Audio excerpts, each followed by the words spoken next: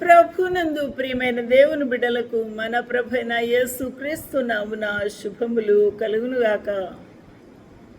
ఈ యొక్క ఉదయకాల సమయమందు దేవుని యొక్క వాక్య భాగము నుండి పరిశుద్ధ బైబిల్ గ్రంథములోని పౌలు భక్తుడు రచించిన గల్తీలకు రాసిన మొదటి పత్రిక 4వ వచనాన్ని ధ్యానం చేస్తూ ఉన్నాం. ప్రస్తుతపు దుష్టకాలములో నుండి విమోచింపవలనని దేవుని చిత్త ప్రకారము, మన తండ్రి అయిన దేవుని చిత్త ప్రకారము ఆయన ప్రణాళిక వేసి ఉన్నాడు. ఈ దుష్ట యుగము నుండి మనలను విమోచించుటకు, ప్రస్తుతపు దుష్టకాలంలో నుండి మనకు విడుదల అనుగ్రహించుటకు, మన పాపముల నిమిత్తము అనగా సమస్త లోకములో ఉన్న మానవుల పాపముల నిమిత్తము సర్వలోకమునకు శాంతికరమైన మన ప్రభు యొక్క ప్రాయశ్చిత్తము మన అందరి పాపములను ఆయన మీద వేసుకున్నాడు. దానికోసమే తన ఏకైక కుమారుని ఈ లోకమునకు పంపించి ఉన్నాడు. అందుకనే యోహాను భక్తుడు రాస్తూ యోహాను సువార్తలో ఈ సత్యాన్ని ప్రభువు మనకు తేటతెల్లంగా తెలియచేసి ఉన్నాడు. యోహాను సువార్త 3వ అధ్యాయం 16వ వచనము, దేవుడు అనగా తండ్రి అయిన దేవుడు లోకమును అనగా లోకంలో ఉన్న సర్వలోకములో ఉన్న ప్రజలు, ఈ ప్రజలను ఆయన ప్రేమించాడు. ఎంతగా ప్రేమించాడు? ఎంతో ప్రేమించాడు. దేవుడు లోకమును ఎంతో ప్రేమించాను. ప్రేమించి మౌనంగా ఉన్నాడా? ఆయన తన ప్రేమను రుజువు చేసుకున్నటకు కార్యరూపము చేసి ఉన్నాడు. అదే ఆయన తన అద్వితీయ కుమారునిగా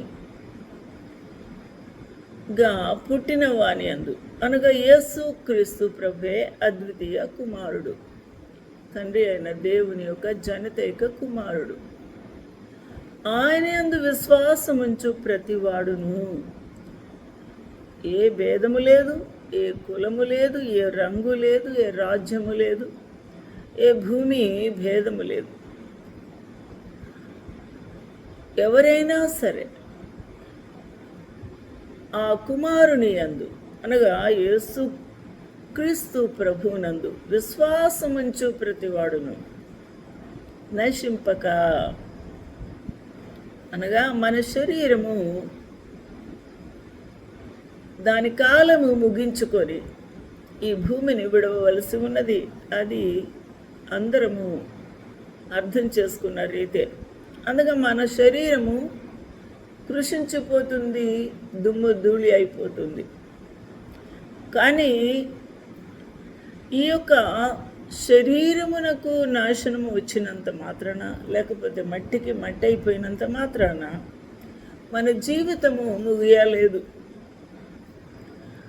అసలైన జీవితము అప్పుడే స్టార్ట్ అవుతుంది, ఎప్పుడు మనం ఈ శరీరాన్ని విడిచిపెట్టిన తర్వాత. అందువలన ప్రసంగి గ్రంథంలో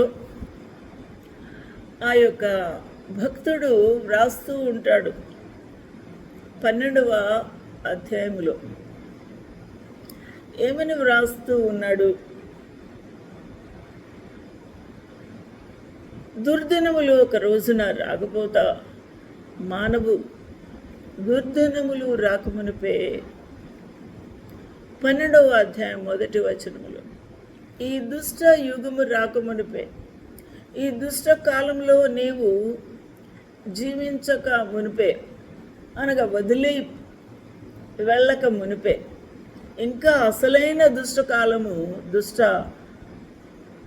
బాధ, వేదన అప్పుడు మొదలవుతుంది. అప్పుడు నీ బ్రతుకు అగ్ని ఆరదు, పురుగు చావదు, తరగదు గంధకములు అనే బాధ. ఆ బాధలోకి మనము దిగిపోక మునిపే నీ సృష్టికర్తను స్మరణకు తెచ్చుకొనుము. అక్కడ నువ్వు నశించక మునిపే, అక్కడ నువ్వు వేదన బాధ అనుభవించక మునిపే నీ సృష్టికర్తను స్మరణకు తెచ్చుకో అని దేవుని యొక్క వాక్యము ప్రసంగి 12వ అధ్యాయంలో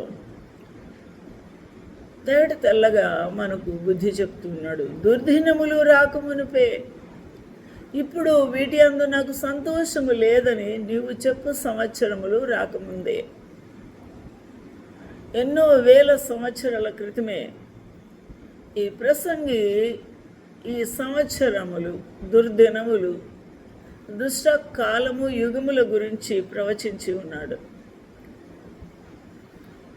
Remember now thy Creator in the days of thy youth, your youth, while the evil days come not, nor the years draw nigh, when thou shalt say, I have no pleasure in them. నాకు ఈ సంవత్సరములు సంతోషము లేదు, ఇప్పుడు ఆనందము లేదు, ఈ రోజులు, ఈ యుగములు, ఈ కాలములు నాకు నచ్చలేదు అని అంటే ఎక్కడికి పారిపోతావు? ఈ కాలము విడిచిపెట్టి, ఈ యుగమును విడిచిపెట్టి, లేకపోతే ఈ సంవత్సరములు విడిచిపెట్టి ఎక్కడికి పారిపోతావు? నువ్వు సిమ్లాకు వెళ్ళినా, లేకపోతే మలేషియా, సింగపూర్కు వెళ్ళినా, అమెరికా వెళ్ళినా, ఎక్కడికి వెళ్ళినా ఈ భూమి దాటి వెళ్ళలేవు, ఈ ఆకాశమును దాటి వెళ్ళలేవు. నీ బొందిలో అనగా నీ శరీరములో ప్రాణమున్నంత వరకు ఈ ఆకాశమును దాటి వెళ్ళలేవు, ఈ భూమిని కూడా నువ్వు దాటి వెళ్ళలేవు. అందువలన ఇప్పుడు వీటి అందు నాకు సంతోషం లేదు అని చెప్పు సంవత్సరములు రాకమునిపే నీ సృష్టికర్తను జ్ఞాపకమునకు తెచ్చుకొనుము, స్మరణకు తెచ్చుకొనుము. నీ బాల్య దినములందే నీ సృష్టికర్తను స్మరణకు తెచ్చుకొనుము. While the sun, the light, the moon, the stars be not darkened, nor the clouds written off the rain. నీ సృష్టికర్తను జ్ఞాపకము తెచ్చుకో అని మనకు గొప్ప బుద్ధి, లేకపోతే సరిచేసుకోవడానికి సమయము చూసుకోమని మనకు ప్రోత్సాహపరుస్తూ ఉన్నాడు ఈ భక్తుడు. ఎందుకు అనగా మనము ఈ లోకమును విడిచిపెట్టవలసిన సమయం ఉన్నది. అక్కడ నీకు నిత్యజీవమా, నాశనమా, ఏదో ఒకటి నీకు ఖచ్చితంగా ఉంది. నీ ఆత్మ ఖచ్చితంగా ఏదో ఒక ఇటర్నిటీలో నీ తగిన సంవత్సరములు ఈ లోకములో జీవించిన తర్వాత, ఈ కాలము ముగిసిన తర్వాత నువ్వు ఇటర్నిటీ స్పెండ్ చేయవలసి వచ్చింది. నిత్యము నీవు జీవించాలి, నీ ఆత్మ జీవించాలి, దానికి చావు లేదు. అందువలన నువ్వు నిత్య జీవములో ఉండాలా లేక నిత్య నాశనములో ఉండాలా అనేది ఇక్కడే మనము తేల్చుకోవలసిన వారము అయి ఉన్నాము. కాబట్టి ప్రసంగి 12:13లో ఇదంతా విన్న తర్వాత తేలిన ఫలితార్థం ఏంటి? దేవుని యందు భయభక్తులు కలిగి ఉండు. భయము, భక్తి అనగా పాపమును విడిచిపెట్టు, పాప ఆలోచనలు విడిచిపెట్టు, పాప తాపత్రయము విడిచిపెట్టు, దురాశలు విడిచిపెట్టు, దుష్టత్వము విడిచిపెట్టు. మనసు లోపల ఉన్న ప్రతి విధమైన ఆలోచనలు విడిచిపెట్టు అని దేవుని యందు భయభక్తులు కలిగి ఉండుట అనే విషయాన్ని మనతో మాట్లాడుతూ ఉంది. ఆయన కట్టడలను అనుసరించు, దేవుని హృదయపూర్వకంగా ప్రేమించు అని. ఆ విధంగా నడుచుకుంటే మానవ కోటికి ఇది విధి. ఈ విధిని నువ్వు తప్పక చేసుకోవాలి అని ప్రభు మనతో మాట్లాడుతూ ఉన్నాడు. Let us hear the conclusion of the whole matter. Fear God and keep His commandments, for this is the whole duty of man. ఎందుకు విమర్శ మనకు ఎదురుగా ఉంది, తీర్పు ఉన్నది.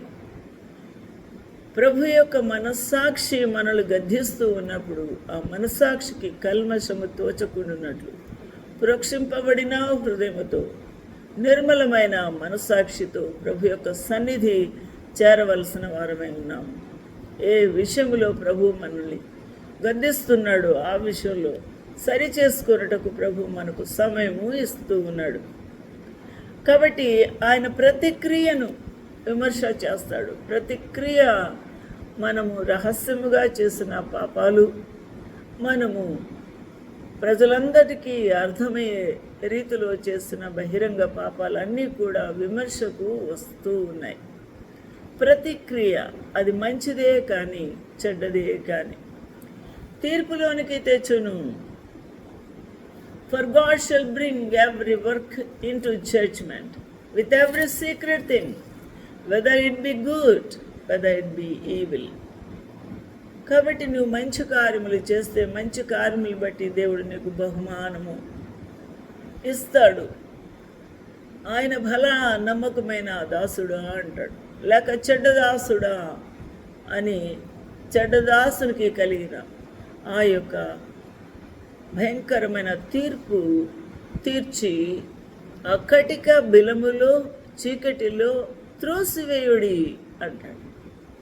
కాబట్టి ఏది కావాలో నువ్వు తేల్చుకోవలసిన వాడవై, తేల్చుకోవలసిన దానవై ఉన్నావు అని ఈ వాక్యము మనకు తెలియచేస్తూ ఉన్నది. కాబట్టి దేవుడు లోకమును ఎంతో ప్రేమించాడు, అది కరెక్టే. యోహాను సువార్త 3:16. అయితే కాగా ఈ లోకములో ఉన్న ఎవరు కూడా నశించకూడదు అన్న ఆయన తపన, ఆయన వేదన, ఆయన భారము ఇంతంత కాదు. ఎవరు నశించకూడదనే, కానీ నశించకుండా ఉండాలి అనంటే ప్రభు ఒక మార్గము కూడా చూపించి ఉన్నాడు. ఆయన కుమారుని అందు విశ్వాసం ఉంచుడి, కుమారుని ముద్దు పెట్టుకొనుడి, అప్పుడు ఆయన కోపగించాడు. కాబట్టి ఆయన కుమారుని అందు విశ్వాసం ఉంచినప్పుడు మనకు నిత్య జీవమే. విశ్వాసం ఉంచని ప్రతి వానికి నిత్య నాశనమే. కాబట్టి విశ్వాసముంచు ప్రతివాడును నశింపక నిత్య జీవం పొందినట్లు ఆయనను అనుగ్రహించెను. ఆల్రెడీ ఆయనను అనుగ్రహించాడు. కుమారుడి లోకమునకు వచ్చాడు. ఆయన తన యొక్క కార్యమును ఈ లోకములో తన ప్రాణమునే ధారగా పోసి మనల్ని విడిపించుటకు, మోచించుటకు ఈ లోకమునకు వచ్చిన ప్రభు. ఆయనను ఆ విధంగా దానముగా ఈ లోకము కొరకు ఇచ్చిన తండ్రి అయిన దేవుడు. God so loved the world that he gave his only begotten Son, that whosoever believeth in him should not perish, but have everlasting life. లోకమునకు తీర్పు తీర్చుటకు ప్రభు వచ్చాడని నీవు నేను మాట్లాడుకుంటే అది తప్పే అవుతుంది. ఎందుకనగా యోహాను సువార్త 3:17 ప్రకారము లోకము తన కుమారుని ద్వారా రక్షణ పొందుటకే. లోకము అనగా లోకములో ఉన్న ప్రజలు, లోకములో ఉన్న ఈ మానవులందరూ కూడా కుమారుని ద్వారా, యేసు ద్వారా, జనతైక కుమారుని ద్వారా, ఆయన నామమునందు విశ్వాసముంచుట ద్వారా రక్షణ పొందుటకే, అనగా భయంకరమైన తీర్పు నుంచి తప్పించుటకే, ఆయనని అగ్ని నుంచి తప్పించుటకే. రక్షణ అనగా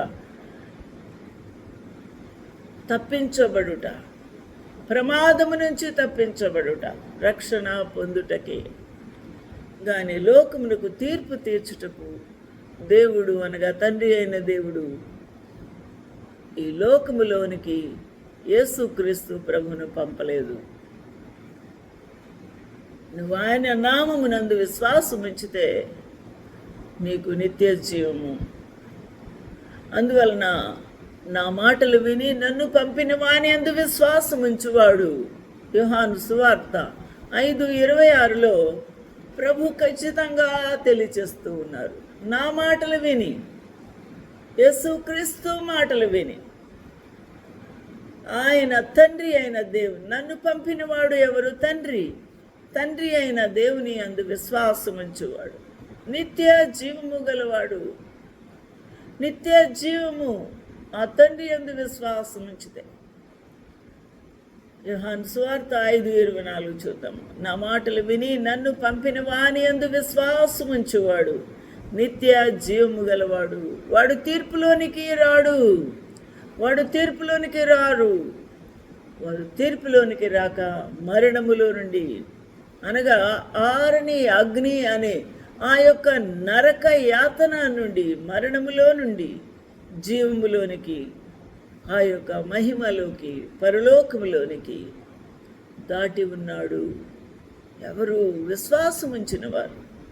యేసు నందు వారి పాపములు ఒప్పుకొని విడిచిపెట్టి ఆయన నామమును విశ్వాసం ఉంచి ఆయనను హృదయములో చేర్చుకున్న వారికి తీర్పు లేదు, మరణము లేదు, నిత్య జీవం అనుగ్రహించి ఉన్నాడు అన్న సత్యాన్ని మనం అర్థం చేసుకోవాలి.